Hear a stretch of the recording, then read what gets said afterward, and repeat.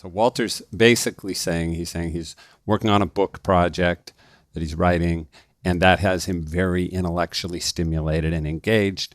And because of that, he's finding it hard to let go of the mind in meditation. And and this isn't just a challenge for creatives. Really, this particular thing that Walter's bringing out, I think it can happen for all of us, but particularly anybody who's kind of got a lot of problems to solve in your life, or a lot of if you're entrepreneurial and you're trying to build something, so there's constantly new ideas, that you want to enact, or you're a creative at, doing creative work, or, many other things, but probably engineers who are trying to, puzzle things out. I'm sure many different types of people experience this kind of thing. And it can, but here's the thing, the obvious answer is also a simple answer. And so I'm sure you want more than that, but let's just draw that out first. The obvious answer is, well, of course, having an active, stimulated mind is going to be more challenging than you sit down to meditate, which is about not being involved in your mind from one point of view. It's about not engaging in thought, not knowing, letting go of that whole world. Of course, it's going to be challenging because you've got so much momentum of thinking all the time and really working with the mind.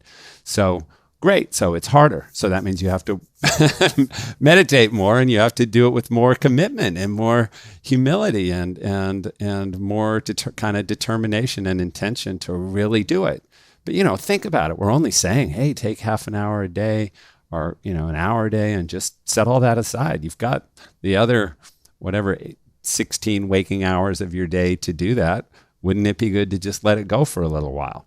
So I think that's probably pretty simple and reasonable. And so the more than that you probably want to hear is this. Probably the reason that you find it hard, or the reason it seems like inherent in your question, it's almost like, gosh, it's not fair. You're asking me to not know. And, clearly my mission work calls me to know, and it seems like an unreasonable act almost, or something. And so we're looking for the shortcut. So I'm guessing the reason why that is, and this is particularly this way with kind of creative tasks or real problems that we have to solve. Like sometimes we have a real situation in our life that we haven't solved, a big problem, a big dilemma. That can be the same way, because the challenge is then, whether it's a big problem to solve, or like a big creative work, writing, where it kind of writes itself in your mind throughout the day. The trick is actually, the reason that we find those extra hard is because there's a part of us that really, it's because we're ambivalent about really letting go of the mind. And so when if you're sitting in meditation, you're working on that book, and, you're puzzling it all out and working it all out. And then you're sitting in meditation, and a great idea comes up for your book, which they will, because there's all this space. You're sitting in meditation, and this great idea, I've been trying to figure out how to start that chapter. Bam! Suddenly the answer comes, or, an idea, or the life problem, or, work problem you're trying to solve, and bam, an answer, and the seed of an answer starts to germinate. And the trick then is, it's not so much, it's so hard because of the momentum of thinking.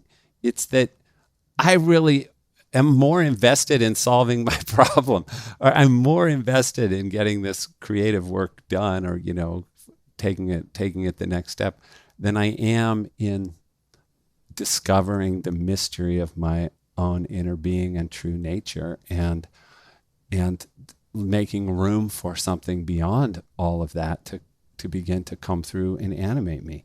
It's like it actually gets down to our core intention. Do I really want to awaken? How interested am I in what's beyond the mind? How much do I care about the higher potential of all this?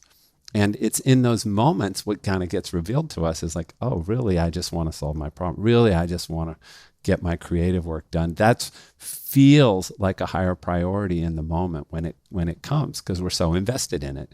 So again, and it's not to feel bad about ourselves for that. This is just the nature of what's getting revealed in these moments. But essentially, the only real solution to that, because there's not like some gimmick, like, well, at that moment, what you need to do is, take the idea and put it on a little mental piece of paper and then file it in your mind and then come back to the practice. I mean, we could come up with all kinds of gimmicks, but the reality is it's like you've got to really want to meditate, a little bit more than you want to solve any creative problem or engage any of those ideas.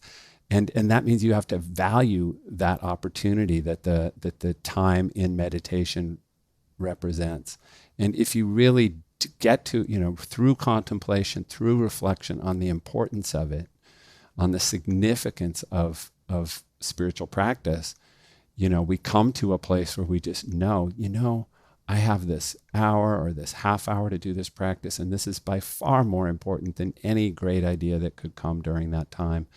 Then we'll be in a place where even when the great ideas well up, we can just leave them alone because we're more passionate about the unknown than we are about the known.